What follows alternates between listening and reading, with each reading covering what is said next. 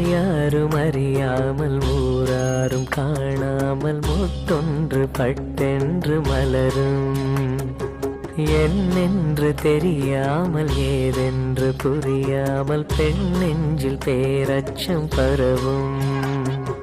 பயம் போகச் சீராட்டி பாலூற்றி நீராட்டி திருமேனி மருதாணி இடுக. உளுந்தாலை களி செய்து வெல்லங்கள் தானிட்டு நல்லெண்ணெய் தான் விட்டு தருக. பொன்னோடு சீர்கொண்டு வருக இந்த பூவுக்கு புதுச்சேலை புனைக.